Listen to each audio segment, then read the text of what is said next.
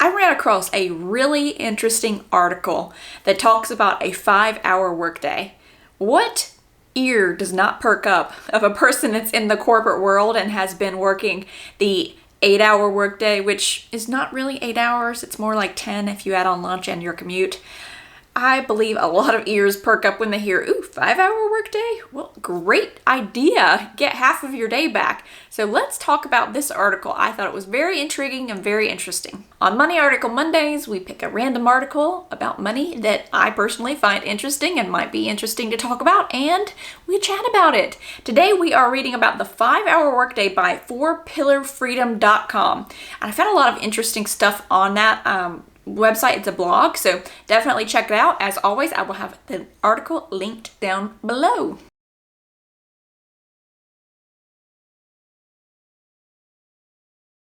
I think this writer used to work a regular corporate job before they became a blogger. I'm assuming that's their full-time job and what they do for 5 hours.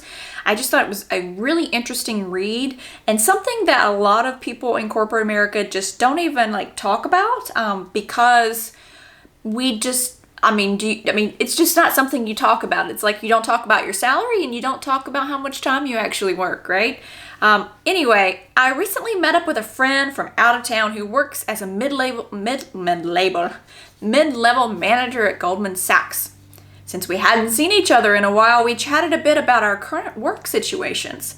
He explained that he typically works from 7 a.m. to 5 p.m. each day through the week and occasionally had to jump on calls in the evenings with coworkers in other countries.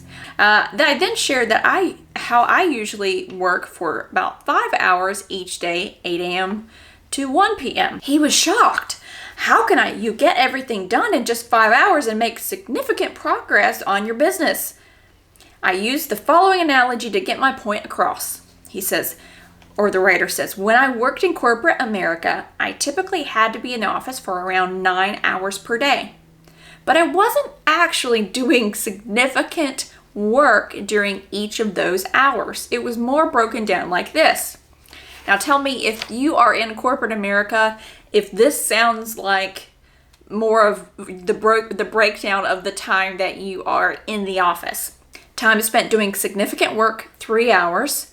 Time spent on email, 2 hours. Time spent in meetings, 2 hours.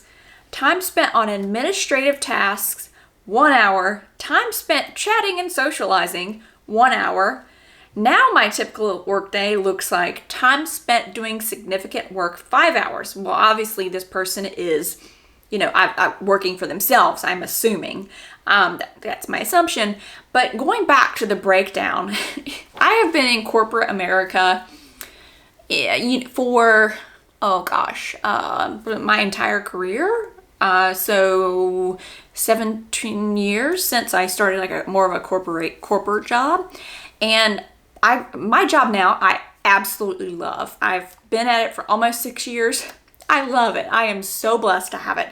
The people I work with are absolutely amazing. Amazing. Prior to that, I had a job that was okay. It was really stressful. And then prior to that, I had a job during the recession that was one I just couldn't get out of. And I was lucky to have that job, but I had to stay in it for so long because, again, we were in the rooted of the recession. And I literally hated every minute of that 5 years.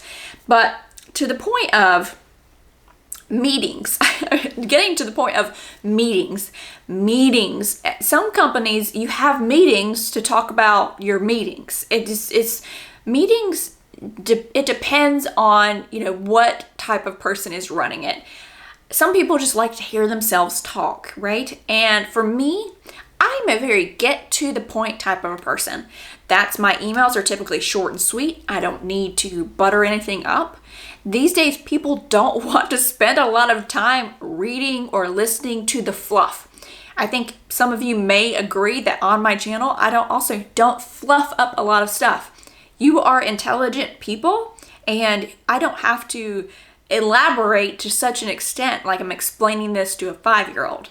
You can figure it out on your own if I just give you the general basics and then my opinion on something.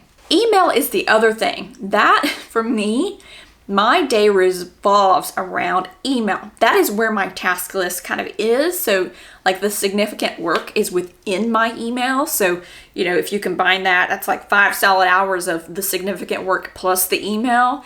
But let me read further because he breaks this down a little bit more. The writer says, I don't have any team members to email, no bosses to meet with, no administrative HR tasks to get done, and no coworkers to chat with. I'm able to make significant progress on my businesses with a shorter workday simply because I spend my time only doing things that move the needle.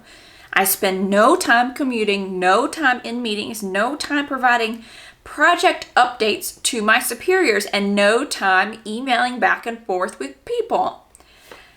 Yeah, if you really just think about this, let me know if you agree with me down in the comments, those who are in the corporate world. The time that you spend letting other people know about this, that, and the other, and what you're actually doing, you know, if you just were able to sit there and spend time doing the actual job, you could get it done so much quicker. So what's kind of the point of the 8-hour day? This next part is bull poop jobs. I'm not going to say the curse word. Why? Because YouTube doesn't like it. And if I curse during a video, when I'm uploading it, I actually have to click that I cursed during the video.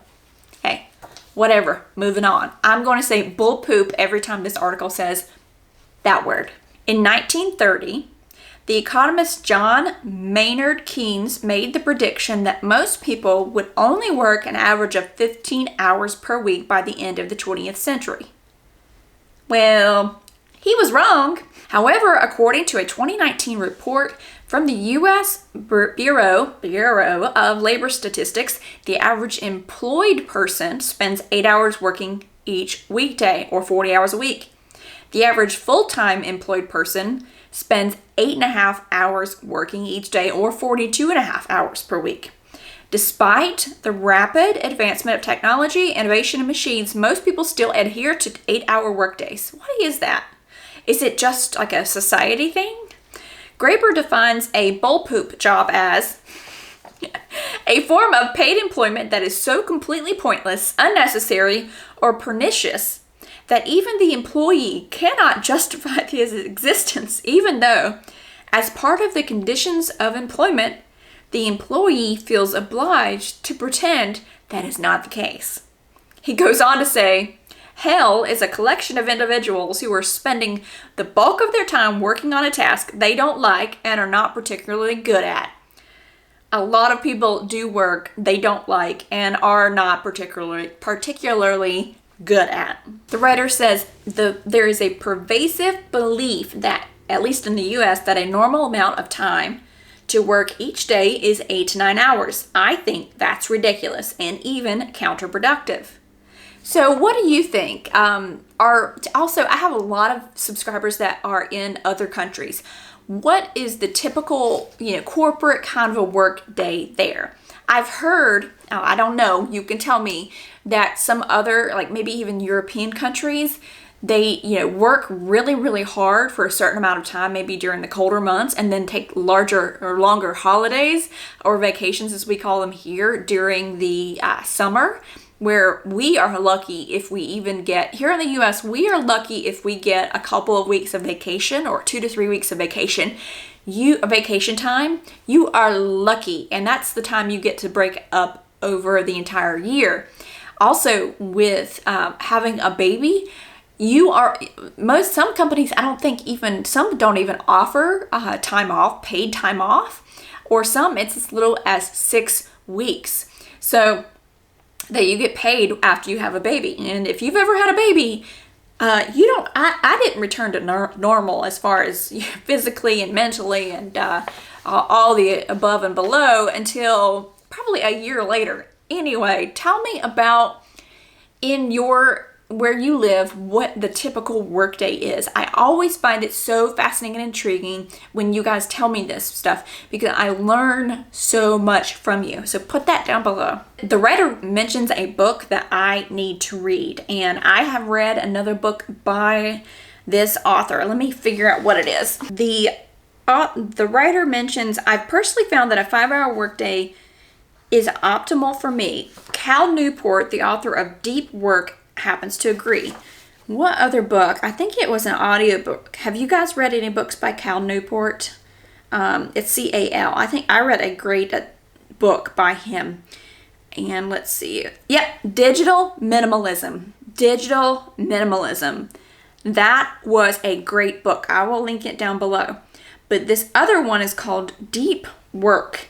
Let me read what it's supposed to be about. Deep work is the ability to focus without distraction on a cognitively demanding task. It's a skill that allows you to quickly master complicated information and produce better results in less time. I think I need to read this book. This sounds interesting.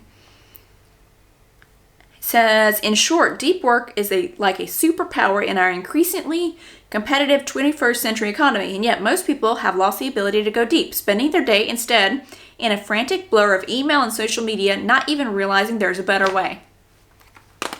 That book is going into the library wish list. So the writer says that Cal Newport says about in Deep Work, I build my days around a core of carefully chosen deep work, 3 to 4 hours a day, 5 days a week of uninterrupted and carefully directed concentration. It turns out can produce a lot of valuable output.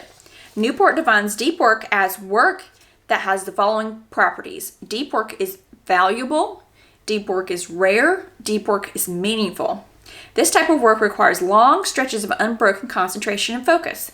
Anytime you're doing anything that you really enjoy, you can sit there and do for a long time. What happens when you know that a task is, daunting or it's not something you enjoy, is you will put it off until you just don't want to do it. The best thing one of my suggestions for that is to do the most annoying task thing first in the morning when you get into the office. If you are in a corporate job, and then from there, everything should be smooth sailing. But what are some of the things that you guys get lost in? For me, in my job, I get lost in, if there's an accounting issue and there's money, the money doesn't match as far as from a spreadsheet to the deposits or something accounting doesn't match. I love kind of going in and hunting and figuring out what number was put in incorrectly. Or I love just kind of putting things together, organizing them in a spreadsheet. So when it comes to spreadsheets, I really enjoy doing that and laying it out nicely. Those are kind of the things that I like to sit down and do, is the hunting of when something doesn't balance, doesn't add up. The hunting of finding where it went wrong is interesting to me.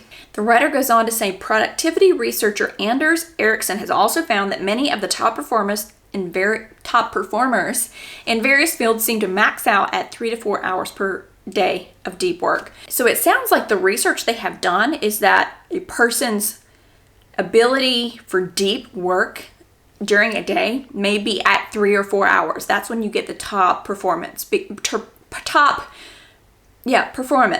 of work.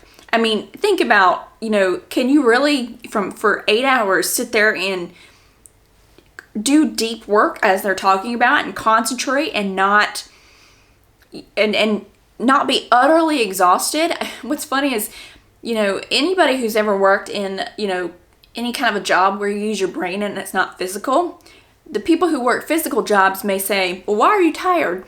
Well, working a job where you work your brain all day long is also exhausting. It's just a different kind of exhausting. So when I get home from an exhausting day, a lot of times I don't want to talk about anything that is brain tiring, if that makes sense. I will talk about all kinds of surface level stuff or fun stuff, but if it, something to do with YouTube as far as the accounting part of all of this, or our finances, or something going on with taxes, anything like that, I'm like, nope, not today, not doing it. And it's kind of frustrating my husband sometimes, because that's when he might want to talk about it, and I've done it all day long. My brain is tired. My brain wants to take a nap. This is very interesting. So the writer's talking about this researcher, Anders Ericsson. He notes that Financially independent writers tend to write only 4 hours per day, leaving the rest of their day for rest and recuperation. He also found that the top violinists at a prestige music college practice on average 3.5 hours per day. For me, quitting my job has given me the freedom to make significant progress on my businesses despite working for 5 hours per day. Well, again, if typical humans give out 3 to 5 hours a day of actual productive work, then, what's the use of the other fluff? Now, if you're, the thing to think about with this article is 5-hour workday. Not every job is going to be a job that you love, that you are passionate about. You've got to find passion in a job sometimes because jobs are jobs, it's work. So keep in mind when this person is writing about the 5-hour workday and how productive they are, it appears that this might be, they work for themselves. When you work for yourself, I've also heard a couple of things about running your own businesses and working for yourself is that you don't stop working. You work all hours. You have to set a certain schedule.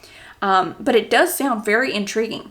This writer says, my productivity has skyrocketed since I no longer have to spend time commuting to work, getting ready for and unwinding from work, and spending utterly wasted time in meetings. Yes, I do agree. Commuting to and from work, which I used to do, sometimes it would take me an hour to get to work with traffic.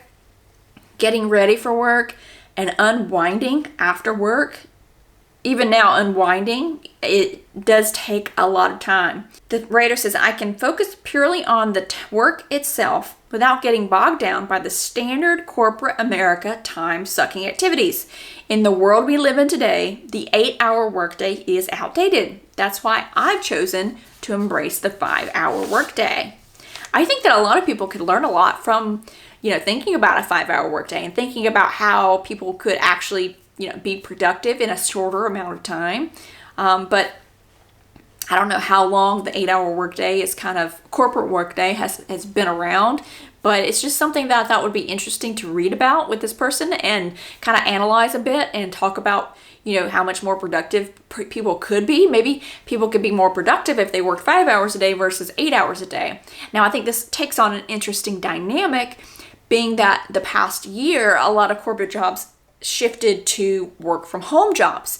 So I'm curious what you guys think. I've heard people say that work from home jobs the jobs that were in the office or now work from home aren't going back to the office. But then I've also heard people say that this won't last long. So people will realize that the work from home jobs people aren't actually being productive. There's nobody watching over them, so companies will eventually start moving back to being in the office. I'm curious what you think is going to happen after this past year of the corporate offices working from home. Are we going to see these large office buildings that were once completely occupied and filled with tenants and businesses and people working? Are we going to see those just dilapidated and empty and turned into something else? Let me know what your thoughts are. Leave them down below. I hope you enjoyed this video. If you did, make sure you hit that like button and don't forget to subscribe to my channel. I would love to have you back for more videos.